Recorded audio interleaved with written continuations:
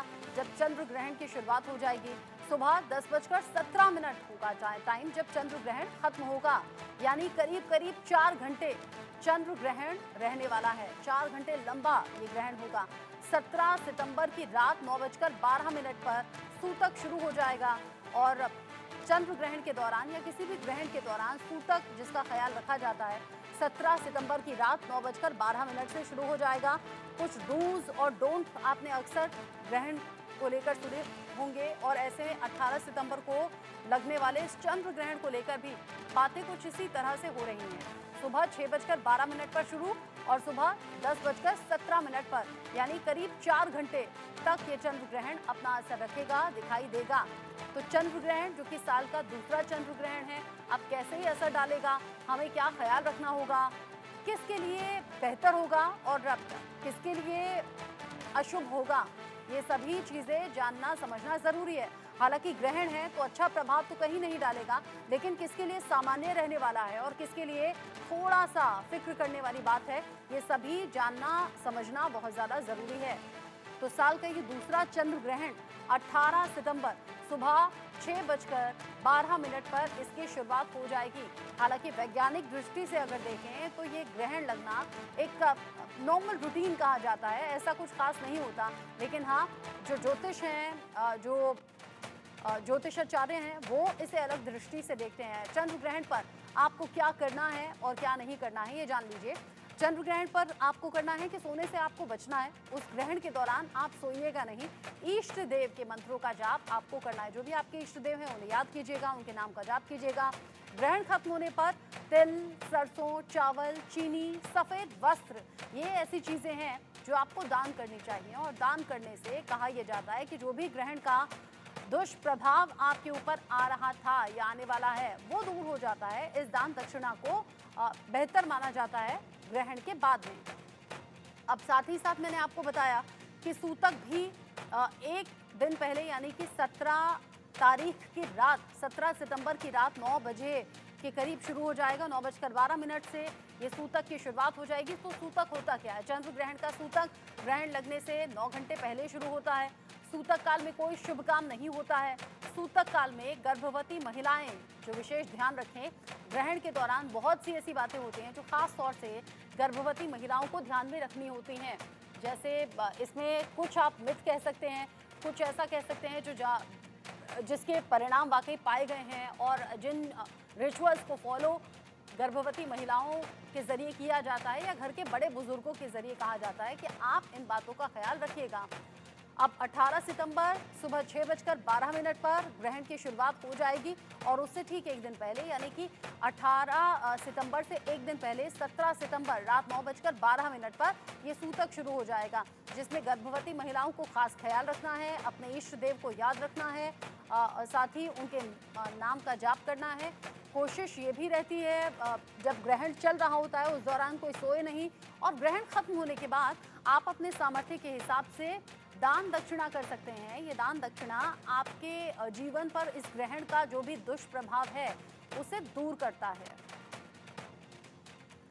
इसको लेकर बात हम करेंगे। Group captain retired VN Jha sir मेरे साथ में जुड़ गए हैं। वरिष्ठ वैज्ञानिक के तौर पर अभी वो मेरे साथ में जुड़े हुए हैं। साथ ही साथ प्रियंका टंडन मेरे साथ में हैं, एस्ट्रोलॉजर हैं। आप दोनों का ही बहुत स्वागत इंडिया न्यूज़ पर। चूंकि मैंने अभी इस खबर को बताते हुए ही कहा कि ग्रहण दो तरीके से देखा जाता है। एक ज्योतिषाचार्य ज्योतिष के लिहाज से देखते हैं और दूसरा वैज्ञानिक दृष्टि से देखते हैं। तो सबसे पहले वीएन झा सर मैं आपसे शुरू कर लेती हूँ। साल का ये दूसरा चंद्र ग्रहण है, क्या डरने घबराने की कोई भी जरूरत है या आप इसे विज्ञान कहेंगे? रचना, बहुत बहुत धन्यवाद। आपने भी जितनी सारी चीज़ें कही, क्या करना चाहिए क्या नहीं करना चाहिए, मैं कोशिश करूँगा कि मैं भी उसको फॉलो करूँ। लेकिन देखिए, हम लोग जब हमने साइंस की स्टडीज़ की हैं तो इसमें ग्रहण लगना सामान्य बात है। थियोरेटिकली जितने भी पूर्णिमा हैं उसमें ग्रहण लग सकते हैं और जितने भी अमावस्या हैं उसमें सूर्य ग्रहण लग सकते हैं। तो अमावस्या में सूर्य ग्रहण और पूर्णिमा में चंद्र ग्रहण, ये थियोरेटिकली ये सारे में हो सकते हैं, हर इसमें हो सकते हैं। हम्म। लेकिन ऐसा होता नहीं है क्योंकि इसका एक खास कारण है कि धरती तो सूरज के चारों तरफ घूमती है और बिल्कुल 0 डिग्री इंक्लिनेशन पे वो घूमती है। तो जहाँ पूरब है वो पूरब है, जहाँ पश्चिम है वो पश्चिम है, वो ऐसे ही रहता है। लेकिन चंद्रमा धरती के जो चक्कर लगाता है, एक स्लैंट पे लगाता है, मतलब 5 डिग्री इंक्लिनेशन पे वो लगाता है। अगर मान लीजिए ये चंद्रमा है, तो ये धरती के जब चारों तरफ घूमता है, तो एक स्लैंट पे 5 डिग्री के इंक्लिनेशन पे घूमता है।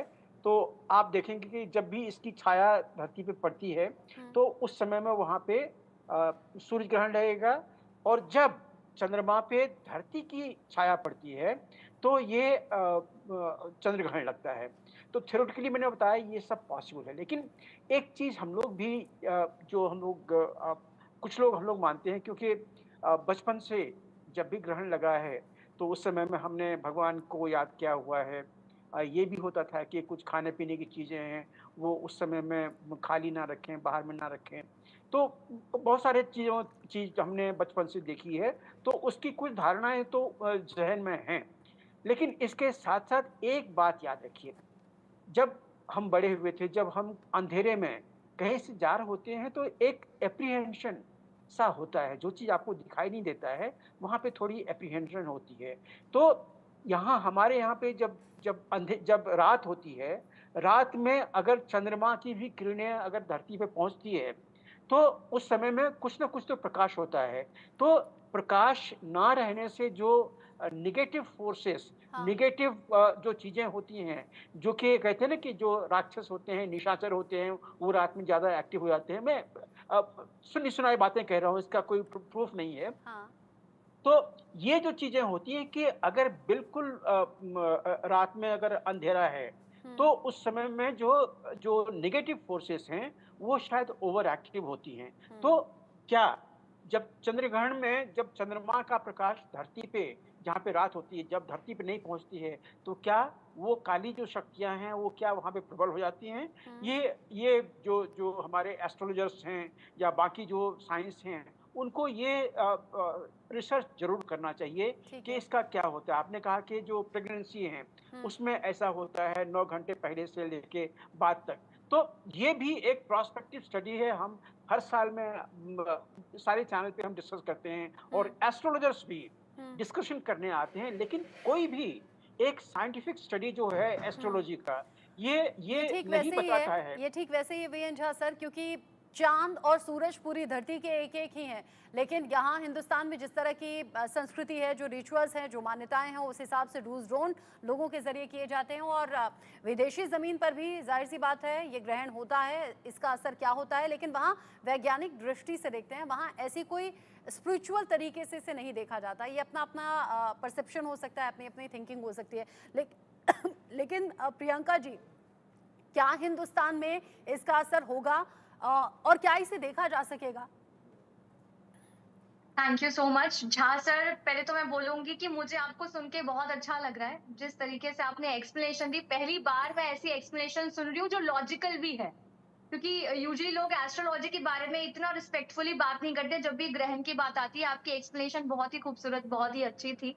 और अगर हम बात करें इस आंशिक ग्रहण की जो लगने वाला है, आज तक की इतनी सालों की स्टडीज में जो मैंने भी पढ़ा है, देखा है, बहुत सारे हम लोग शोज करते आए हैं ग्रहण पे। ये ग्रहण इंडिया पे तो इस बार ऑफ कोर्स नहीं दिखाई देगा, क्योंकि आंशिक ग्रहण भी है, उपछाया ग्रहण इसे हम कहते हैं कहीं न कहीं। सो डार्कनेस रहेगी, सूतक काल मायने नहीं होगा इसमें। और एक दिन पहले का जो दिन है, कहते तो है कि आपका सूतक काल रात के 9 बजे शुरू हो रहा है, लेकिन भाद्रपद की जो पूर्णिमा है, वो भी 17 तारीख को है, जो कि सबसे शुभ दिन माना जाता है माता लक्ष्मी को खुश करने का। तो ये पूरा ओवरऑल देखूँ तो मैं इसको मिक्स इमोशंस के साथ देख रही हूँ कि इसके पॉजिटिव और नेगेटिव साइड्स हो सकते हैं। ज्योतिष की गणना से अगर हम बात करें तो राशियों पे प्रभाव इसका पड़ने वाला है। और जब भी ग्रहण की बात आती है ना, जब भी चंद्रमा की बात आती है, तो मैंने इसको नोटिस किया है कि इमोशनल सेंसिटिविटी बहुत ज्यादा हो जाती है और मूड स्विंग्स के प्रॉब्लम बहुत ज्यादा हो जाते हैं, क्योंकि हर व्यक्ति जो भी कुंडली को फॉलो करता है, कुंडली को मानता है, ग्रह नक्षत्र को मानता है, उसकी कुंडली में हर 2.5 दिन में चंद्रमा बदलता ही है, जो कि एक एक नेचुरली बनी हुई है कुछ चीजें। तो मूड स्विंग्स का प्रॉब्लम होगा, और ऐसा मुझे लग रहा है कि कुछ राशियों को प्रभाव करेगा, और कुछ राशियों के लिए 17 और 18 तारीख जो है वो शुभ साबित भी हो सकती है। ऐसी चीजें होंगी कि मूड स्विंग्स हो रहे हैं, कुछ ऐसे असर दिख रहे हैं, मिक्स्ड असर दिख रहे हैं। आप कह रही हैं कि देवी की आराधना का भी वो वक्त है, इसीलिए मिक्स्ड फीलिंग है, मिक्स्ड इमोशंस हैं। क्योंकि देखिए इसमें बहुत सारी चीजें आ जाती है। जब भी हम ज्योतिष की बात करते हैं तो हम लोग क्या पंचांग से हर एक चीज को देखते हैं, आपकी राशि से देखते हैं, कौन सी राशि में कौन सा ग्रह कहाँ बैठा हुआ है, उससे हमारी सारी कैलकुलेशन होती है। उन कैलकुलेशंस की यदि हम बात करेंगे तो कैलकुलेशंस के हिसाब से इस समय जो ग्रह लगने वाला है वो मेष राशि में होगा। तो कुछ राशियों के लिए ये अच्छा भी हो सकता है, और कुछ राशियों के लिए ये थोड़ा सा नुकसान भी साबित हो सकता है। ठीक है। जी। वीएन झा सर, क्या ग्रहण से किसी भी मैं इन शॉर्ट और बहुत ही साफ शब्दों में आपसे पूछूंगी, क्योंकि बहुत से व्यूअर्स हमारे साथ में जुड़े हुए हैं, क्या किसी भी तरह के ग्रहण से आम लोगों को डरने या घबराने की जरूरत होती है क्या, किसी भी तरह से? डरने या घबराने की जरूरत तो बिल्कुल नहीं है।